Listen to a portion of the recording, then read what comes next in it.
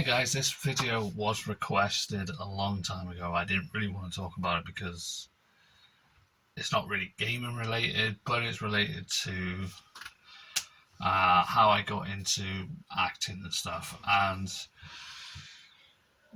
due to the passing of Terry Funk yesterday when this video was recorded, on the 24th of August, Terry Funk passed away on the 23rd of August. So when you're watching this video, that's when it was. I'd like to dedicate this video to Terry Funk and his family for their loss of a great legend. And before we start the video off, this is going to be talking about my time when I done wrestling in the local area. Looking up to Terry Funk as a hardcore legend to make me into a wrestler I was before I'd done YouTube. So the day I pretty much retired because of injury. And to those who would like to see me as a wrestler again, never going to happen. But I would like to start off the video paying respect. As always in wrestling, they always go by the old-fashioned 10-bell salute.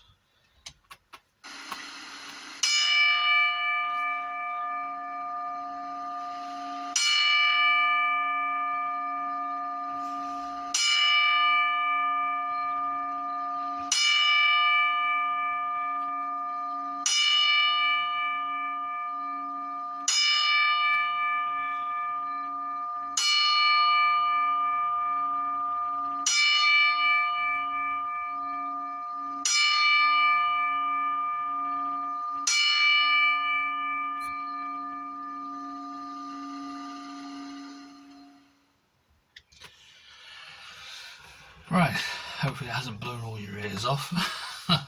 Right, let's start this video off then.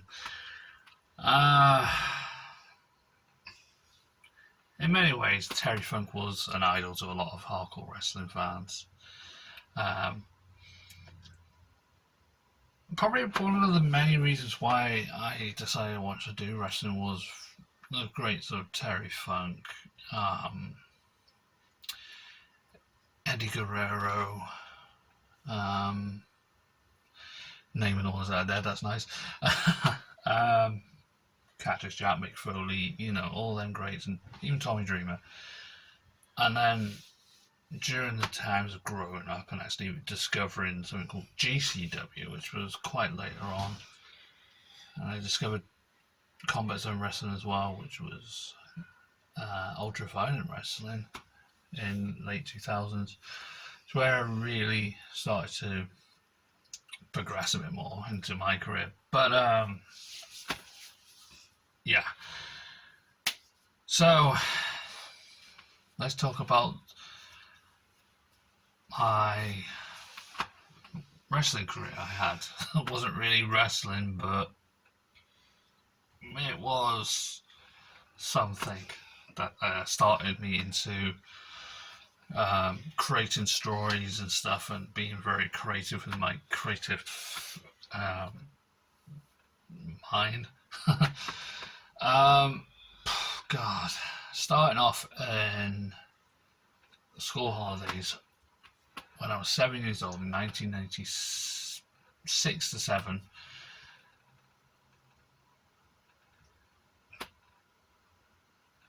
About 96 August. If I remember rightly, because all the concussions to my head, very difficult to try and remember. But I remember it was just coming up to 7 years old. No, it was 97. I started because it was before my December birthday, going up to 8.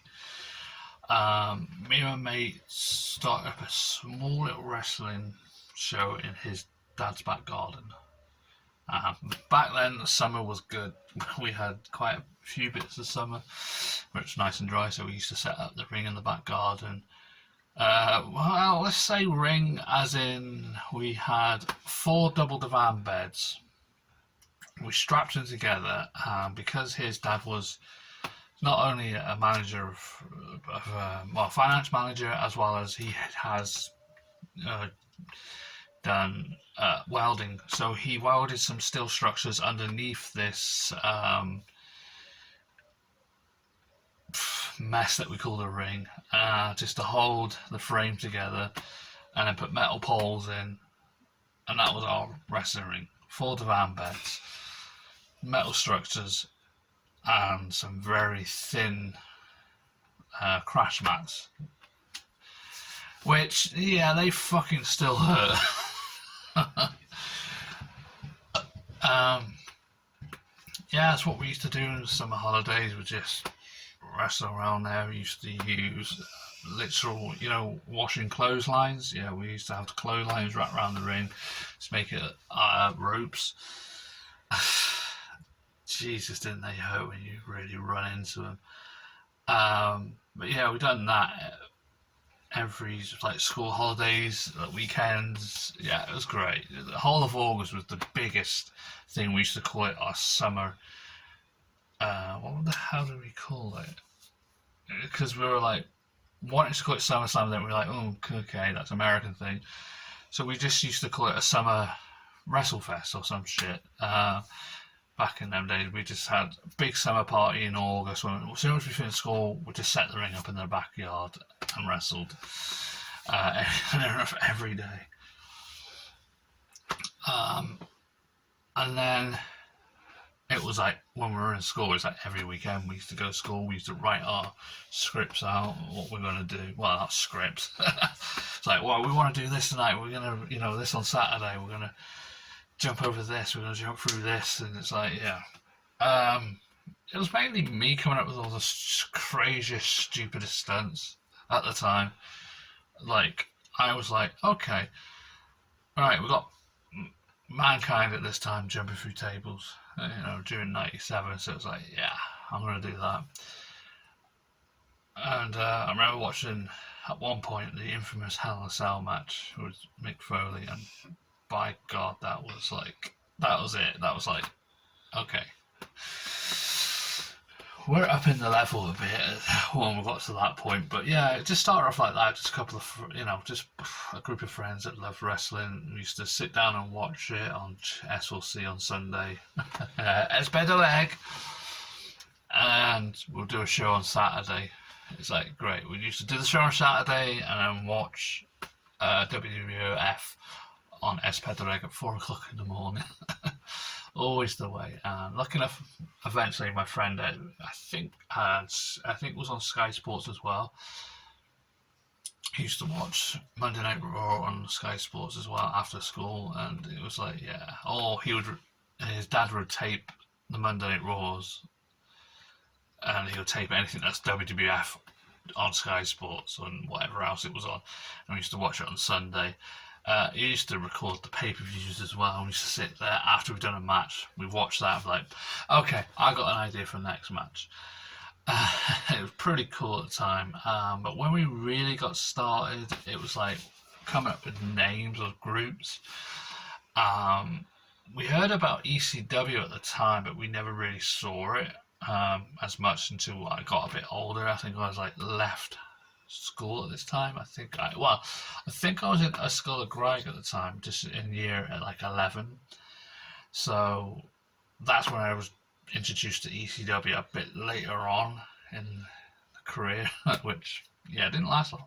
Back in the day when there's still VHS tapes. Pretty much, I think it was during the time when it was going to DVDs, because I remember getting the VHS of Survivor Series 2003, and I also got 2004 pay-per-view. So it was probably around 2005, 2006 when I really got into ECW. So obviously the group was closed, obviously by then. But we heard of that name, so we come up with this small idea when we first started to copy the name ECW, thinking, well, it's not really big as WWF. So we called ourselves, because I don't know why it came up as it, European Crazy Wrestling. And it got a bit more noticed about 98, when we had a manager who was from somewhere in Europe. I think it was Amsterdam, and he decided that he wanted to get some new young talent to join his teenage talent and start up a little promotion in Wales. So we done that and called it European Crazy Wrestling.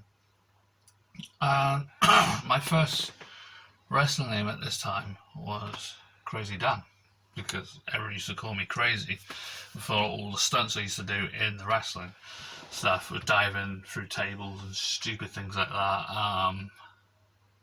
And then when it got to like 2000, it was like, when he took over the company, it was like, didn't want me to be a champion, but then I was pretty much forced to have the championship at this time, where they were like, nah, we don't want you as champion, it's not suited for you. And they kept on holding me down a lot, to the point that the hardcore champion at the time decided he didn't want to do it anymore, and he was given a chance to go work in a little group somewhere else in Cardiff, I believe it was, which was based actually in somewhere at the edge of Wrexham.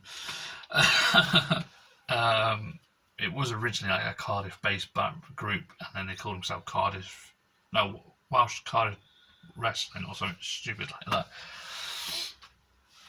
that. Which moved in, and I eventually joined.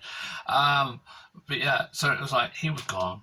The wrestler I was wrestling was like injured and wasn't interested. He wanted to go for the main world title. So they was like, alright, fuck it, you can have the title, do what you want. That match was really didn't go to plan. Sorry to say. The whole idea is that it was a setup in a ladder match where I had to go and climb a ladder and grab the belt. Pretty simple actually, but it didn't go that well. So from the fond memories of that, I remember there was a spot where he was supposed to drop kick the ladder and I was supposed to fall into the table, which they class as an L's table. There's a table that was a bit more harder than the other tables, because most of the other tables were like sawdust and you just smash through. This one was supposed to be a little bit harder because it's supposed to hold the monitor screens and all that, which were TV screens and not proper monitor screens that you saw in WWF. Time for that spot came. I remember just thinking, well, I've only just fallen off my scooter at this time prior to the match, ripped my whole entire knee up, my right knee. Hey, here's the story of why my bad right knee happened.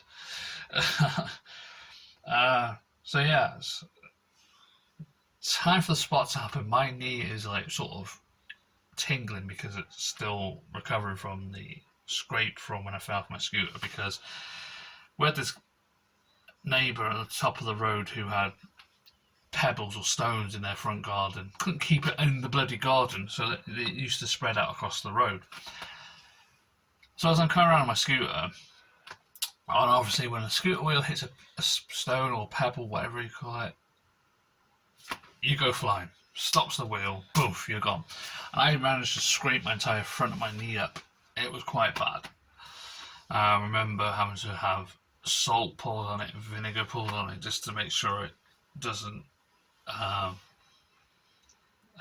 whatever they called it. It was supposed to cauterize the wound and it's supposed to stop any infection spreading. Then I had it cleaned up with hot water, and fuck, was I screaming the house down. Now, that was tingling at this time, so I gather my body was telling me not to do this stunt, which we were already told to do, where I was supposed to climb the ladder and fall off after a drop kick to the ladder into this announce table. Hindsight's a good thing. I wish I did listen to my knee at the time, but, I wouldn't have more problems as what I do now. So, as I'm up, climbing up the ladder, punching him down, and it got to the point where I could feel the ladder sort of bending, because there was a bit of a break in the ladder. It wasn't supposed to happen like that, but fuck it, it did. As he went to go and drop the kit in the ladder, I'm preparing myself to fall through into this table. Needless to say, it didn't go the way that we wrote it on paper. So he goes to kick the ladder. As I'm falling, the ladder's foot, that you could feel that was going, snaps underneath me. I'm flying into this announce table, trying to land as safe as possible. The knee decides to go towards the table first, so my knee impacts the table first. Table breaks in half, and I end up with a piece of wood about this big in the side of my knee, which the ringside doctors managed to pull it out. I'm pissing with blood out of my knee. Get another ladder, finish the match, hobble to the back, and get it taped up and cleaned up. And that's where the knee injury happened again, and that's why I've had a lot of problems with my knee. After this event, we discovered that how did wrestlers bleed? And we discovered, I'm pretty sure there's a video that came out about it a while back, where they talked about how the wrestlers bleed in the ring.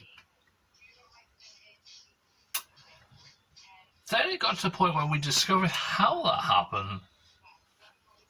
And when there was a time to, make the red is green, which is red makes money, or colour, to do colour, as they call it in the wrestling business, a lot of wrestlers that were wanting to do hardcore stuff,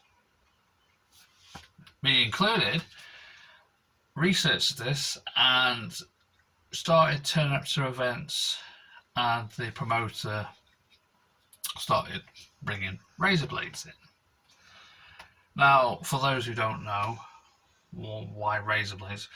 Because they're quite fucking sharp. Now, how it works is you break up a piece of razor blade. I mean, he used to buy packs of 10, go figure, and he used to break them up, he used to tape them up, put them on our wrist tape. You hear stories that some wrestlers used to put them in their pocket, on their wrist tape, in their mouth. One wrestler used to tape it to their finger and used to dab their forehead. No, I used to tape mine up on wrist tape, or I had a little pouch in my pocket that was padded to have the blade concealed in my shorts most of the time. And then when it comes to the point, you just pull the blade out, nick your head, like, when you're shaving your neck, you just sort of nick your head and it bleeds. I find, because a lot of wrestlers used to say, and this, even in America, they say, always take a couple of aspirin before the show. That does work because it thins the blood and you bleed a lot. At this time, yes, I was using aspirin, but most of the time I wasn't. I discovered that if you wrestle, you're sweating, and you really start to pump the veins in your forehead, and then you go to nick to release that blood, it's just the same results. So, yeah, at the start we were told to take some aspirin before the show, which we did. I did as well. Then when I discovered that you can actually just cut yourself, where you're really amped up, your veins are pumping, and it makes the same results with a lot of blood, and it mixes with your sweat, and it just pours out. That really works. And if you can see on my forehead somewhere, although the light's a bit too bright, but there is some scarring on my forehead still. Just about to see one there, the longer ones, and a few in here. Now, because idiot me was doing it wrong, like most wrestlers did, cutting downwards, which leaves a scar. And naturally, when you get older, you get these wrinkles, right? That's why wrestlers slit to the side, so it doesn't show up as much. Yeah, go me, always going downwards because it gives you the more effect. So I remember that was starting to happen at the time. more blood was shown in that little group I was in. To the point where, I only had one match to do with that, and not many people were interested in doing the hardcore match. So we met someone else who was running another promotion nearby, who moved into the area called Welsh Cardiff Wrestling, which rechanged their name to Welsh Championship Wrestling, and moved in and said, we got a hardcore division, we think you would work very well, and we also want you in a tag team division. Okay. So this was coming up, and pretty much at the same time there was this really big lawsuit going on with it. I don't know about a big lawsuit, I like to amp it up a bit. There was this big thing that was going on with the European Crazy Wrestling, that the owner was dealing in drugs, giving them to some of his teenage wrestlers, and there was a lot of stuff going on in hotel rooms that, were a bit iffy.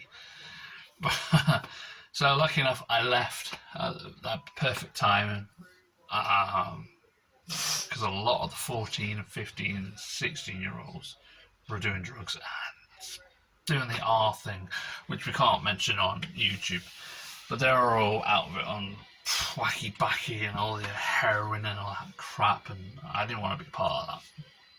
So go to Welsh Championship Wrestling, which was Welsh Cardiff Wrestling, makes sense. They put me in an angle for the hardcore title straight away. Don't remember much. It was just a lot of crashing through tables and bleeding. It was just share shots to the head, which was one of my first concussions, apparently. It was about 11 when this was going on, and then they put me in this sort of tag team storyline,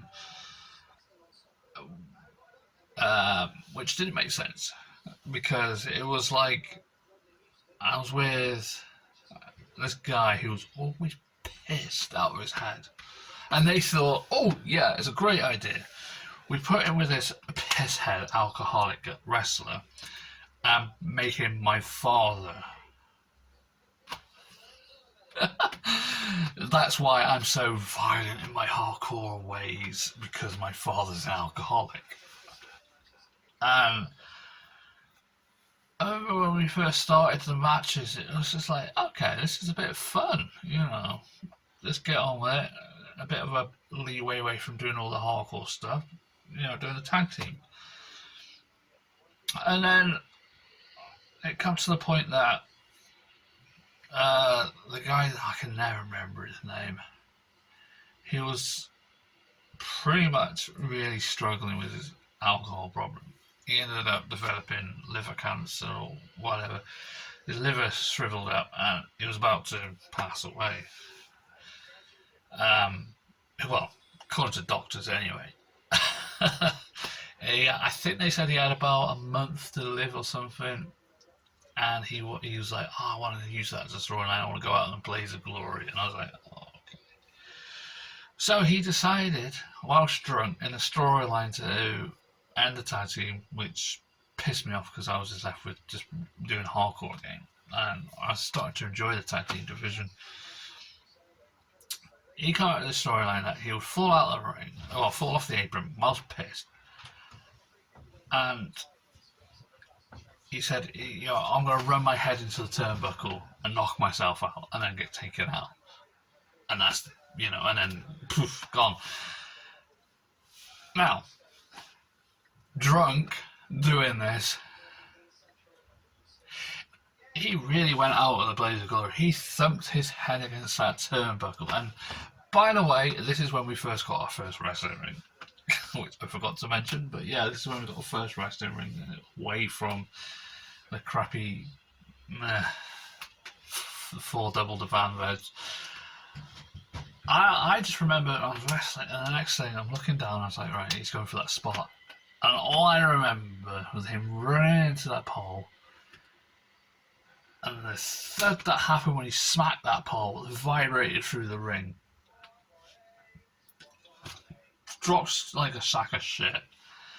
Blood coursing from his head. which I didn't know if it was a blade job or not, but the way he bashed his head, I think he knocked so hard it busted him open the hard way.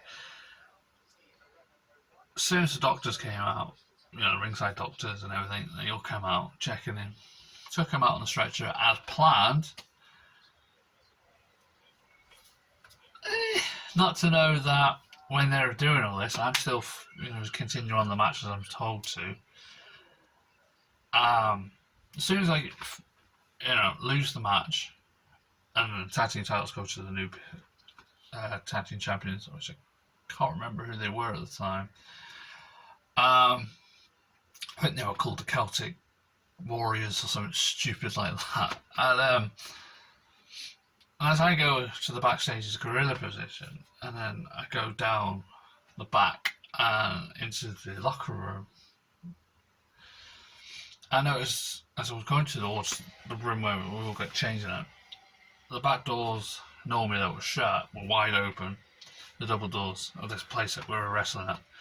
And there was an ambulance at the back, and I was like, oh, okay, they must be really pushing the angle a bit, I'm thinking, having an ambulance there. But it was like, but wouldn't that waste ambulance time, having an ambulance there taking the back? So I was like, it gotta be fake, gotta be a fake ambulance or something.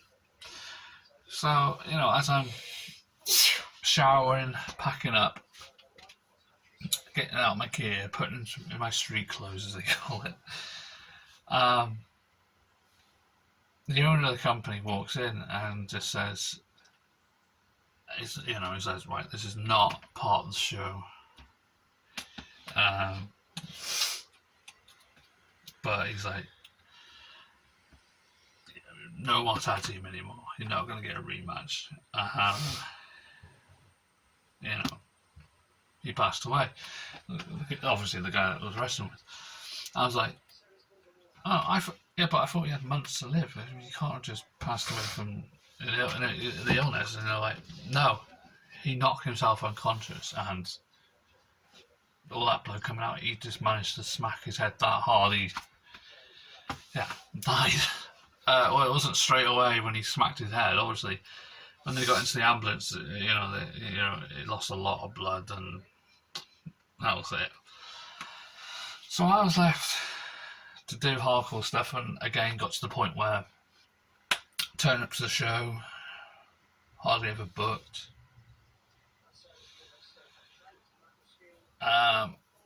Got given a manager for one match that I ended up doing the whole year. Paid a $5. Yeah, British wrestling, you think, oh yeah, they must be getting a lot of money. No, we don't. We're not American wrestlers. We get paid shit.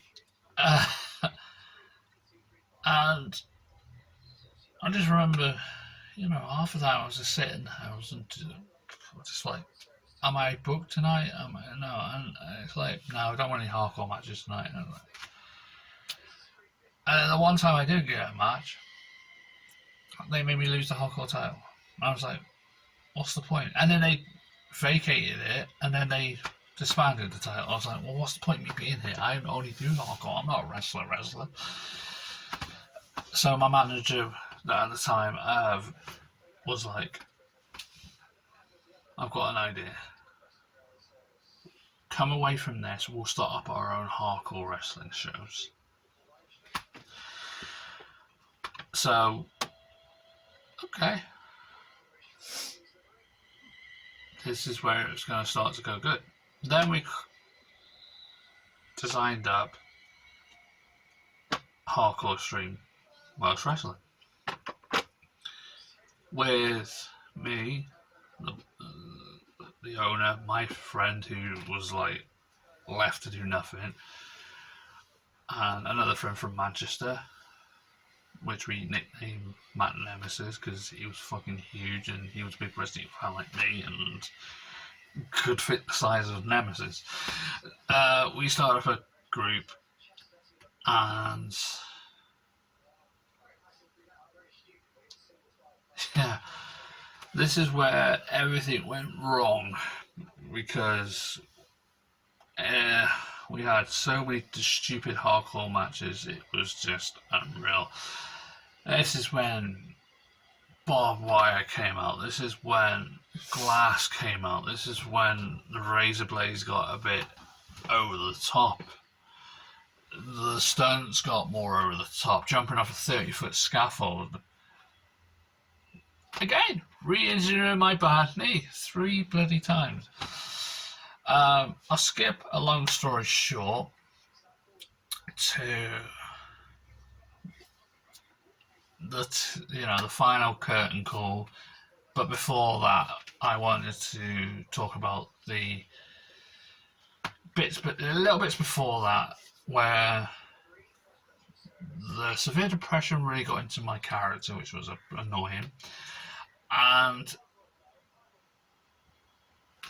the severe blade job that went wrong, that reduced, as they call juicing, whatever, and then the final curtain call, the incident of the final curtain call, as we called it, and also the budgeting and financial stuff for 3 fucking years of not being paid. But we'll get to that. We start off on new really promotion. Anywho, we start off with the first incident of the depression, where every match I had was just purely a bloodbath, basically. I was going out every night, making sure that, no matter what, win, lose or draw, if I'm not hurt in that match, I'm not satisfied. So every match I was always leaving being carried out, because I would put my body through so much pain, jumping through barbed wire tables, jumping into barbed wire, jumping through glass, to a point where a wrestler was like, this needs to stop. And he spoke to the manager, and they took me off for a month, which only lasted 3 weeks, because that wrestler who said shit decided to make an angle at storyline saying, oh, Hardcore Lee's not coming back, he's commits, not allowed to say the word on here, but yeah, and we couldn't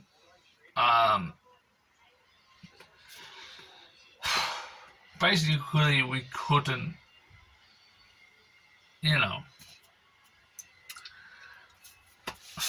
push it for the whole month. We were losing fans to the point where it was like, fuck it. He was going, oh, this, that, and I was like, no, this is it. I have to go out there. He's going to kill the show. There's going to be no fans left. People were leaving because they thought I really did. So I was just like, this is not planned. Went out there, went in the ring, slapped him in the face.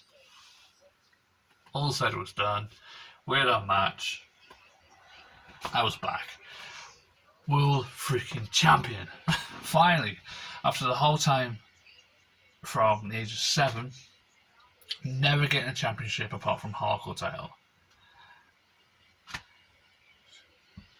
And so, I'll say 10 years later, 17, boom, finally, world champion of the show. And it's like, yay!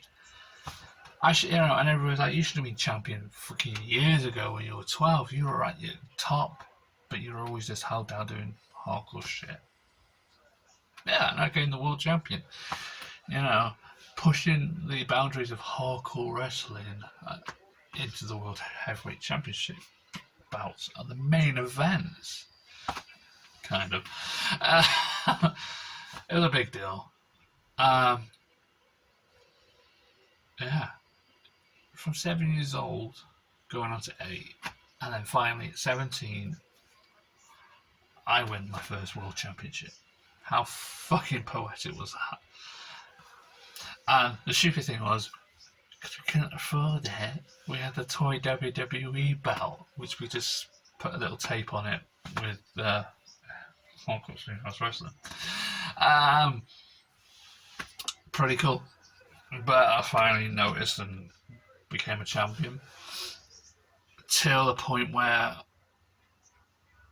a lot of wrestlers were leaving because they couldn't afford it. They couldn't afford to keep going because they weren't being paid. It got to the point where non-champions were not getting paid, and I was like, okay, what's going on? Why ain't, I'm getting all these fucking kids, or as I call them, all these guys around me that are like wrestling for nothing, asking me, why am I not getting paid? You're getting paid, why am I not getting paid? And I have all this crap. To the point where it was like, what is going on? I was like thinking, shit, if they're not getting paid, what about me? Am I going to be next to not be paid? Hindsight's a good thing, because no, I didn't get paid after that. A couple of points afterwards. But it got to the point where, they were really getting pissed off, weren't getting paid. They went to America, and I think we really broke it when we went on tour for the first time. We went to, I think we'd done a double show in, I think it was Newcastle, and I fucking hated it, because a couple of wrestlers that went to America came back and says, oh, you look tired, and we were doing back-to-back shows Saturday and Sunday, and then we done another one, and I think it was one before that was a 2 show in Birmingham. But we went to Newcastle, and I was like, oh, I'm so tired, and this is where we didn't want this to come out, because shit like this in wrestling does happen, and a lot of them think it's stupid. How else at this age was I don't really remember getting energy drinks at this time. Although, probably speed of my Red Bull was probably big enough. But, no, I was so tired. This wrestler was like, hey, in America they do this all the time. It's like, you take some sleeping pills, sleep in the night. Once you wake up, do a line of coke, and you're in that ring. And I was like, I don't do drugs. And I was like, so, do you want to go out there looking tired? No. And that's the only other time I've done coke. Never again after that, because I watched that match back and I was stupid. I don't remember much of it, to the point where we did another double show somewhere else, and I just was like, fuck it, I'll just be tired, because I'm not doing that again. And he got fired because he got tested for drugs, because, we were doing a testing in Chester, I think it was. We were doing a show in Chester, some village, or some hall somewhere. And doing a drug test that day. Mine was negative, because I only done it the once in Newcastle. He came back positive for cocaine, heroin, and was released. I was like, phew, lucky enough it wasn't a big thing. When I watched that match back, I was like, I'm not doing that again. A lot of people say, oh yeah, doing coke is fun. When I watch myself back on that footage, which none of them exist anymore because they all burnt,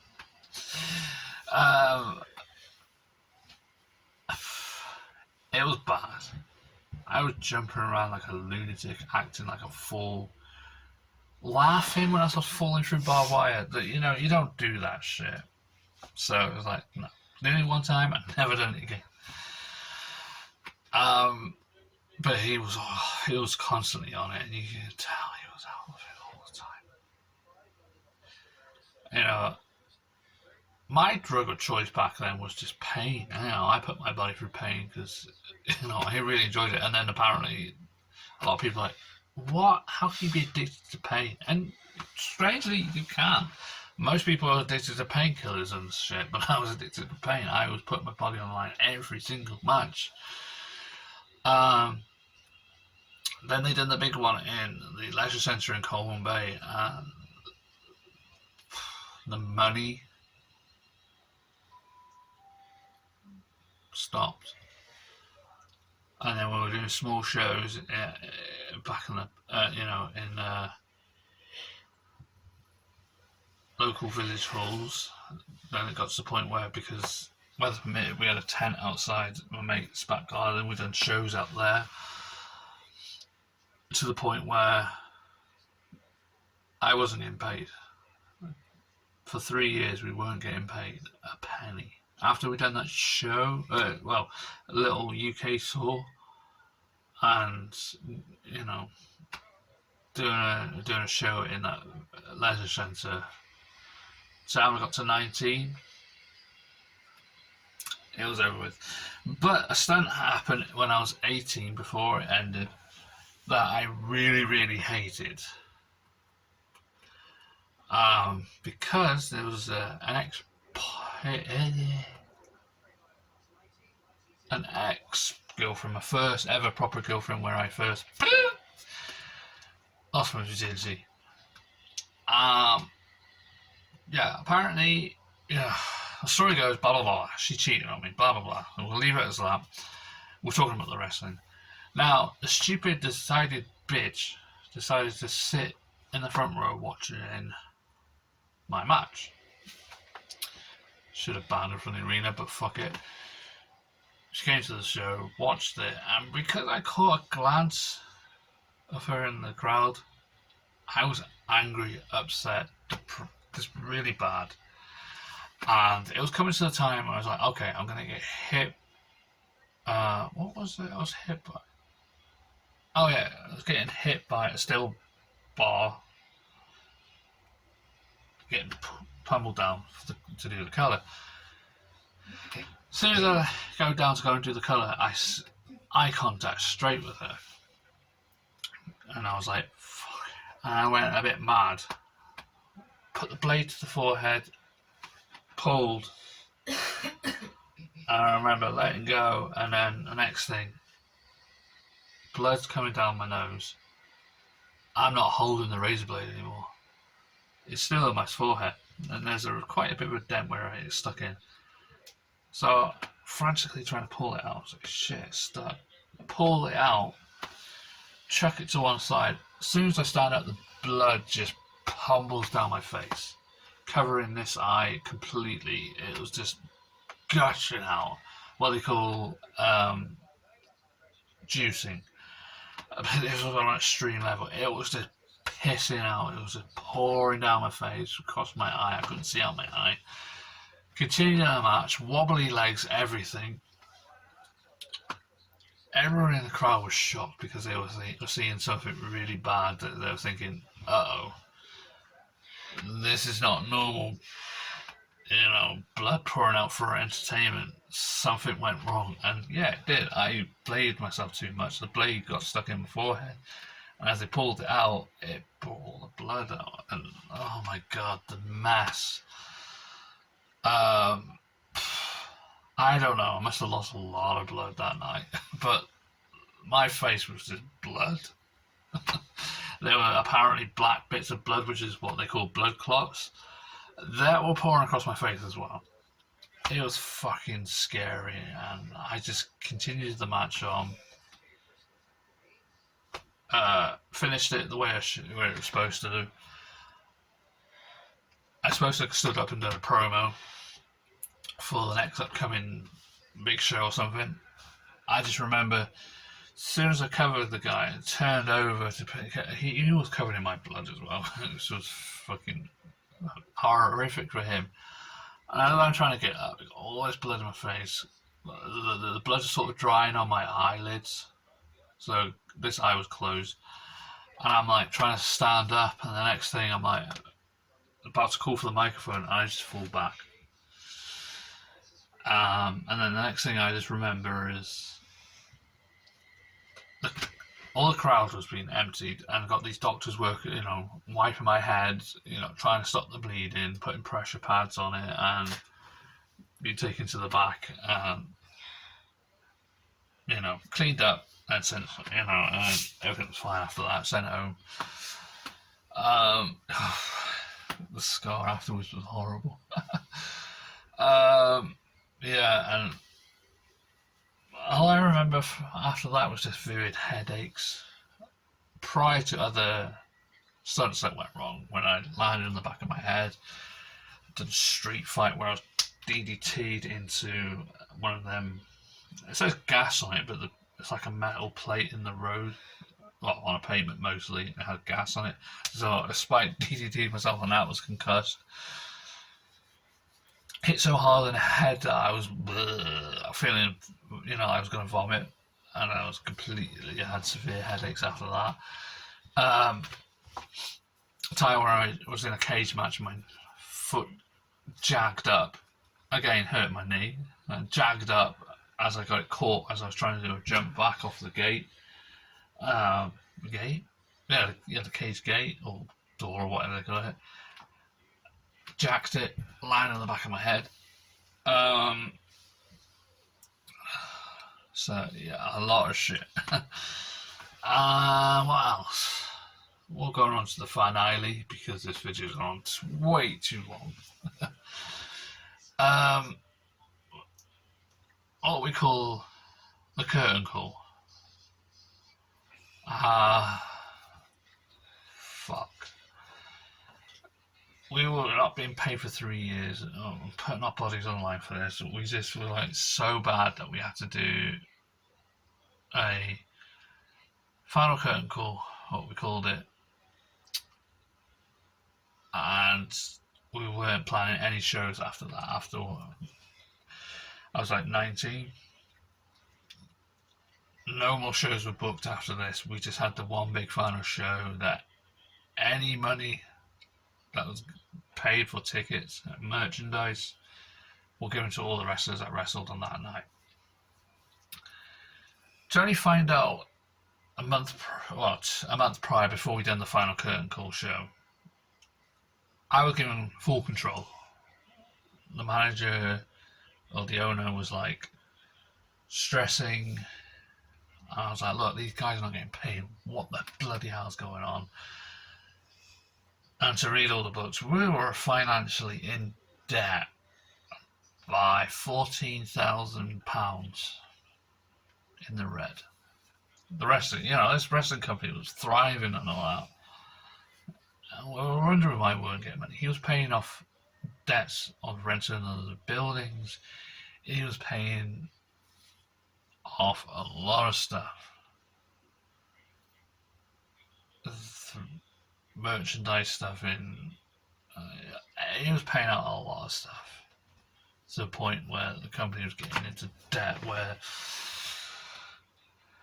the renting of the ring wasn't being paid for, us wrestlers weren't being paid, some of the equipment was on loan that he never paid for because he was paying off debts of his own out of the money we were supposed to be making for the show. He had rental debts, he had electric debt, he had everything. You name it. His car insurance wouldn't pay. I don't know. We're getting all this money, and he was trying to pay off all this. He was getting loans above his weight. He was getting mortgages. He was to the point where it was set to fail, basically. He was getting all these loans to keep the show going. He was trying to get contacts to go and get onto TV and really pushing it to the point where paying all these loans, all the ticket money that people were paying to come watch the show were paying his bills. Paying for merchandise that we were buying in, and half the time he got a load in on a loan that he would have to pay on a monthly basis, which never got paid eventually because he was paying other shit like loan sharks, debt agents, all this crap. You know, and even to the point that he owed money for rental of a arena. Village Hall. We booked a Village Hall once. That's why a lot of places they always ask for money in advance. We booked it and I promised that we'll pay once we got the ticket money. Yeah, he owed a lot of places, and we spent a lot of money. We spent like 60 quid doing a show in a leisure centre, and none of us got paid. So, yeah, and the first time we ever went to the leisure centre as well to wrestle. Plus, to make it worse, one, we didn't get paid. Two, they thought it was a wrestling show, and when they started seeing blood on us, they banned us. So not only we didn't get paid, we got banned from the leisure centre to doing wrestling shows, and we were so poor off that we had to wrestle outside in my friend's back garden again.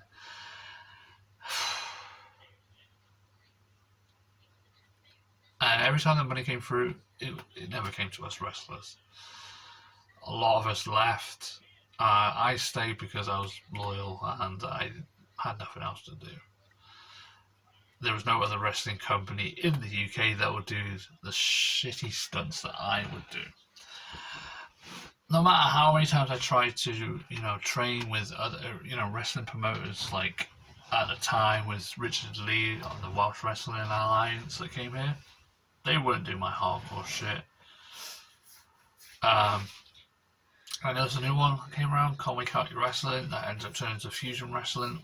Wouldn't take me on because of my hardcore background. They don't do hardcore style matches, so it was just nothing for me. There was no way, this was it. We'll go out with to the end. I'll sink with the ship. I'm the captain of the ship, and I'm going down with it. LDM wouldn't have me. Welsh Wrestling wouldn't have me. It was just like, yeah, this is it. I'm going to go down with the ship. I'm plagued with all these injuries. I'm not going to get anywhere. So the final show was done by me. With these 6 wrestlers on the card.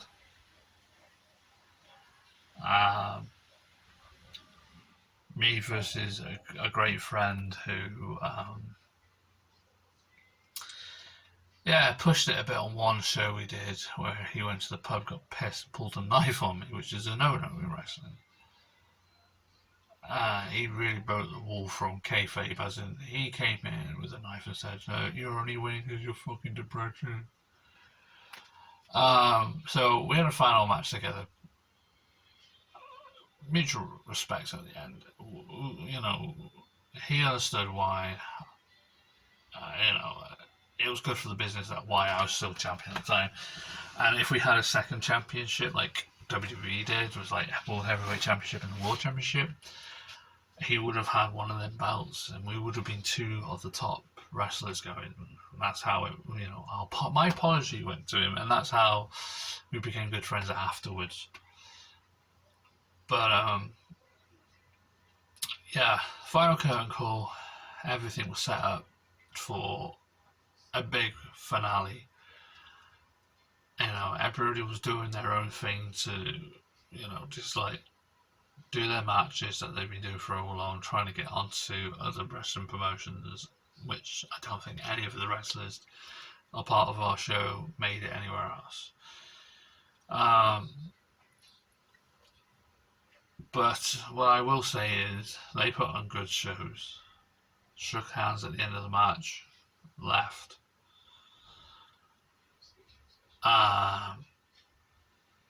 They wanted their storylines to end in their way. They didn't. Well, most of them didn't have storylines. They just put on a great match and left. For the finale, which was my main event match, I wanted to end the show and the whole wrestling thing with a bang. I wanted to shock fans by almost killing myself, basically, with this huge stunt I had planned. A lot of people were saying, "Don't do it. You're gonna," and I was like, "But it's gonna be a good end to the show," and I was like, "We're doing it." No matter how many times people were saying, "Don't," because it's gonna, you know, um, it's gonna go wrong, and I was like, "Tough. This is how we're ending the show. This is how I'm ending the career of Hardcore Lee when I was called Hardcore Lee, and putting the rest of the Hardcore Lee, Skateboy Dan, and Crazy Dan at rest." I was like, "This is the way it's gonna go," and even the wrestler I was wrestling was like, "You're crazy. We know that you do the craziest stunts possible, but I think this is no. I think you shouldn't do this." Everybody was saying no, and most of the times when we've done crazy stunts before, when I was supposed to jump, I forgot it was one time I was jumping through fire with barbed wire. He was the first one to go, "Yeah, that sounds cool. We'll do that." This one, he was like, "No, dude, this is gonna go wrong." Even though with fire things do go wrong, which luckily on that one time when we did it didn't go wrong. But all the stunts I've ever done with him, it was like, "Yeah, sounds cool. Jumping through barbed wire or jumping through a pane of glass or the glass cage match," which went wrong on all levels. To the point where, everyone was concerned. They were like, "No, don't pull it off. Trick the fans that you're gonna do it, but then don't do it." And I was like, I don't trick the fans. I do all my stunts. I do everything, and this one is gonna happen. I was adamant about letting it happen. All the people that were there were like, "No, no, no, no, no. It's not gonna go right." I was like, "Well, fuck it. What are you gonna do? Fire me? The show's over. There's nothing more after this." Um, let's get to the climax. The whole climax was we had a 30-foot scaffold set up near the ring, which was not by design. There was just a 30-foot scaffold in the way of the time, and we just happened to have the ring near there. And I looked up at it and I thought, 30 feet? Yeah, I'm jumping that fucker. And everyone was like, "No, man." I was like, "Yeah, I'm doing a big super Hulk Hogan leg drop from up there onto the opponent," and they were like, "Don't do it, don't do it." The build up for the whole match, going through the whole match, everybody was biting their fucking nails, like, "Oh no, he's gonna do," a catch on trick, like teasing, pointing up at that scaffold, "I'm going up there, I'm going up there." And each time, each little bit not getting up to it, and then it's like, got to the point where it was like near the end of the match, and it was like, "I'm going for it," and they were like, "Just hit my finisher," and everybody's like, "Yay, no, this is it, this is the finish." And I look up at the scaffolding.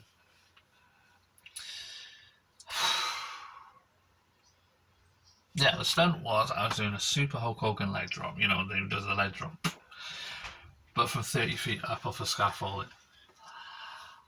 Yeah, crazy idea. A lot of people saying don't do it.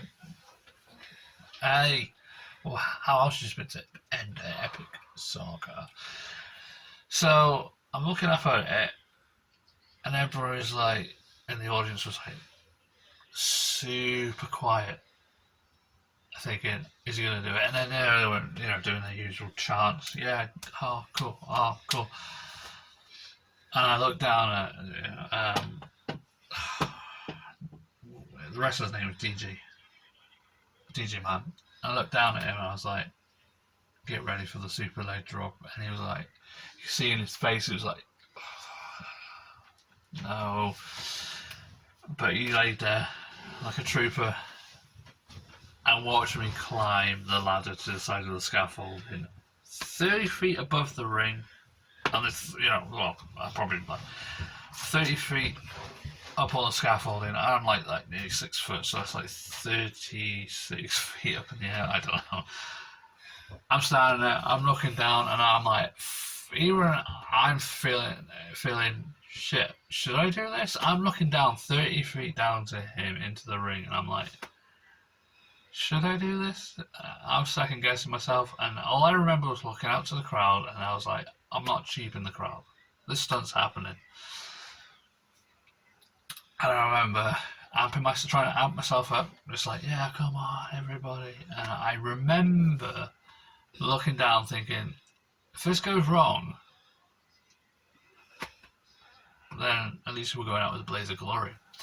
And I'm looking out to the crowd, and everybody's like, sort of like cheering, but sort of like, oh shit, what we were going to witness now. All I remember, I had a tear come out of my eye. Like, it was like I'm happy this is all over.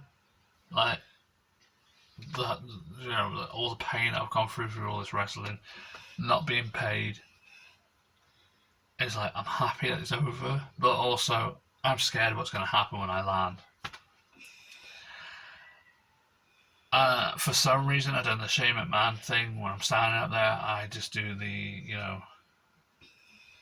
religious thing where you tap the head, tap the chest, left, right, the cross thing. I just remember just doing that, looking out to the fans one last time, and everybody went quiet when I done that. They thought, shit, what's he gonna do? Go for the planned stunt spot. My leg decided to be a dick. The whole spot went wrong.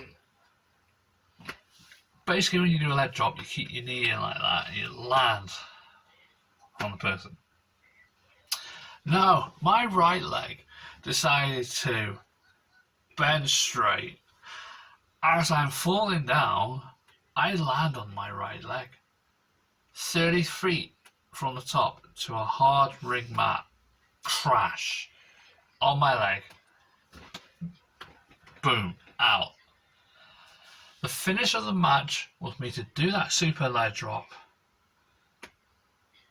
and then pin the opponent and finish the match. The last show, I'd be the final champion on the final show. Didn't go to plan, did it? So I'm laying there thinking, okay, I've got to go and cover him now. As I come down, crashed on him. I've gone sort of like to the left. He's like, selling the move. He's a bit further from me, so I can't just literally just put my arm over on him. I've got to physically get up to him. So I'm laying there, catching my breath, thinking, what the fuck have I just done? This is the biggest stunt ever in this sport I've ever done myself. I look at him and I'm thinking, right, okay, this is it. It's going to be the final call. As I'm laying there, I can move my head. So I sort of move myself to go over, and I realise my entire right leg is gone. It's like numb. I can't feel a fucking thing. I can't move it. So I'm like, oh shit, I can't move my leg. So I'm like, trying to get the ref's attention. I'm trying to get DJ Ryan's attention. I'm like laying there. I was like, oi, ref, I'm like trying to keep it quiet because otherwise, if the fans hear it, they're like, they know something's up. So I'm like, ref. And because I'm in so much pain, not pain, it's like pain, but like I can't feel it. So I'm like stressing out, shitting myself, thinking I broke my leg or something. Everything's like completely numb. I can't feel it. And I'm like, I turn over to get the ref's attention. The ref comes over and, because the whole entire crowd, because normally they're like, yeah, popping. But because I'm still laying there, the entire crowd just goes silent. It's eerie silence. Like I'm like, oh shit, what the fuck? You know, everybody's so quiet. It's like you can hear a pin drop. It was like so quiet, and I'm trying to have a conversation with the ref, and because my leg is like so numb and painful, it's like a log, and I can't move it. I'm like, call over to DJ man to come and cover me. I can't move. Someone in the audience heard it because of how quiet the whole room was. They started crying, and then they told someone next to them, and then the entire crowd knew, and everybody was like, "Oh, something bad's happened," and everybody's like, you know, looking sad, just really glued on the ring right now, you know. And then he goes over to DJ man. So I still don't remember what he said. There was a conversation going on between the ref and DJ man. I couldn't hear because I was like concerned about my leg at this time. But they had this conversation, and I heard the word "no" a lot. Speaking of the DJ match, he didn't want to talk about it, but he was like, I didn't want to pin you because this is not part, you know, this was your night. This is when ends it all. You're going to be the final champion. I didn't want to do it. But they had this conversation that he's like, I don't want to talk about it. And to this day, he never did. And I have no contact with him anymore. So to this day, I never know what he said to the ref, but I'm gathering it's along the lines of, no, I don't want to do it. This is wrong. You know, you have to try and find a way of covering me or something, or kicking out and then covering me. No, I was just had it. I was like, no point. Push, you know, pass the torch to him. I'm fogged, so I'm not moving. So he comes over and he pins me, takes a belt, and he leaves. He doesn't want to be in the ring. He doesn't want to know what's going on. Ringside doctors come out. Oh well, they're obviously ringside doctors. They come into the ring. Other medical officials, first aiders, come out the back. The fans are just shocked because they've never seen so many medical assistants or people that, you know, work on them doing all like sort of us wrestlers are fine.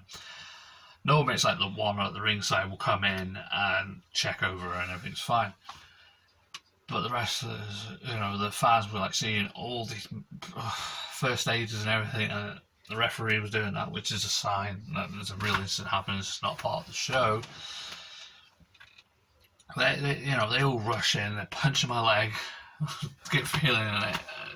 Nothing going on. I couldn't feel a thing, and it was so scary that they had to get a stretcher, and you know, they had to get me out of the ring quick because all the fans were upset. They don't know what's going on. They were confused to the point where they had to get me backstage because otherwise they won't be able to focus on what's going on. There's, you know, someone could jump in the ring and be like, oh, you know, interrupt it. So he took me to the back, you know, and after, I say about an hour of leaving the ring, well, hour of the stunt, yeah, but I don't know, it's too long. Yeah. From an hour after that stunt of landing, from then to the back, laying there for about an hour after that stunt happened and all that. The next thing I remember was this like throbbing pain in my leg. From my ankle all the way up my leg, it was just thump, thump, thump, thump, thump, thump. And this cold shock went straight down my leg. And the next thing, worst as pins and needles ever felt. And I was screaming in agony because now I can feel my leg. To the point where it was just so painful. And after a while, it died down. They exercised my knee a bit, exercised the legs to get the blood pumping. Went home, well, I didn't go home. You know, stood up, tore the ring down, that went off for sale. Um, and then that was it. I had the paycheck. Paycheck, yeah. 10 quid. Went home. I still owed a lot of money for 3 years not being paid. Promised 50 quid a show. Yeah, never got it. And at the end of the show, all the wrestlers that were there got paid. There was like 6. And we paid the venue. Obviously, it was just, it was Friend's back garden. We paid him some money to use it because we were using his electric as well. So paid him some money, paid the 6 wrestlers that were on the show. I got a tenner out of it. Wasn't worth it. All the first aiders that were around the ring, they got paid. The ring crew got paid. The referees got paid. There was only like 3. So, camera crew were paid. And that was it. I was left with a tenner. Everyone was paid first before I got paid. And yeah, I'm left with a measly tenner. How do I go on? Painkillers! Yeah. And that was it. That was the end of the story. That was my shit-ass wrestling. I hope I never have to talk about again. And hopefully to the person that requested it, hopefully that's what you wanted. That's my story of my wrestling short-ass career that I'm never going to go back to, but I do miss. But no, because of all the injuries that have happened, I won't be able to do it anymore. My knee's gone, back's fucked. I get constant migraines because the chair hits, and a lot of people's like, yeah, I miss the chair hits in wrestling. There's a good reason for that. It's not good. Because in later life, like I've discovered, and so many other wrestlers have discovered, you get this thing called severe headaches. Mine's become into migraines, which is basically a severe headache, because of the head trauma. Now, that's pretty much why a lot of times they don't do chair shots to the head anymore, or any head blows anymore. And I agree with the AEW commentator, ex-ECW wrestler, WWF wrestler Taz, Peter Sanusa, or how you pronounce his surname. I agree with him that chair shots to the head or any head blows by any weapon should be banned, because yeah, on paper it looks good and it looks exciting. It's a shocker when it happens, but in all fairness, it doesn't pay off very well, because the amount of headaches I get now, the amount of migraines I get now, the amount of migraines that other wrestlers might have, it's not worth it. If you want to do a chair hit, you do it safely, not the way that they smash it over the head. The odd hand boof, that can be alright, but then, the problem is it looks stale, it looks fake, so it's like, that's why there's no point really doing it as much, or at all. So I 100% agree with him that, even though as an idiot myself I've had so many things smashed on my head, light tubes, pane of glass, steel chairs, whatever. I can't remember a lot of stuff that's been bashed across my head. VHS cases, DVD cases, whatnot. Whatever hurts. I've had a VCR smashed on my head, and that fucking hurts. And, that messes your brain up. And, you think, it's cool at the time. But when you get older, it's not so cool. You forget a lot of things, you get a lot of severe headaches, migraines, and it's pretty much not worth it. And I would advise, if you want to get into wrestling, Go to a proper wrestling school. Get trained. Don't be an idiot like me and start a show doing stupid stunts. Not being trained. I know what I was doing. I trained myself, but it's probably best to get professional support. You know, and either way, if you do, you still get injured, and you want to go into it where, yeah, it's going to be your, you know, thing that you want to do for your, that you enjoy. But you want to go into it knowing that it's going to be hard. You want to go into it knowing that you got to be tough. You got to go into it knowing you're going to get hurt. You're going to get injured. You're going to be in a lot of pain. You're going to get a lot of hate. You're going to get a lot of support. Whatever. You're going to get people saying shit. You just got to be determined to go at it and realise that you're going to have a short career, possibly. You're going to be in a lot of pain when you get older, but if you're okay with that, go for it.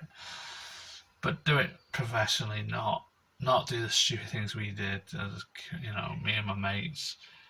We weren't trained professional wrestlers. We were just kids who watched wrestling, copied what they did when we shouldn't have, and took it a bit too far half the time. But, made it a good show, and we done what we wanted to do. We lived a dream of being a wrestler. Some days I wish I was trained properly, and I probably wish if I was trained properly, I would have been still wrestling now. But wrestling, not the extreme shit that we do. And I probably would have joined the deathmatch wrestling that's popping up around the UK now, which is getting a bit big, but other than that, that's all she wrote about that story. Please don't ask me to do it again, but this was only purely because the passing of a great legend like Terry Funk, and it was constantly asked for, so be respectful. No more. The story's out there. I'm gonna have fun editing this video because my phone is pile of shit to the point where it's in so many parts. But it'll happen. You'll get the video you wanted, and hopefully I'll be working on more videos soon, as well as maybe returning to do my Resident Evil 2 mod, but we'll see how it goes. Till the next one, we'll catch you, the Gamebridge Studio fans, in the next one. Dismissed.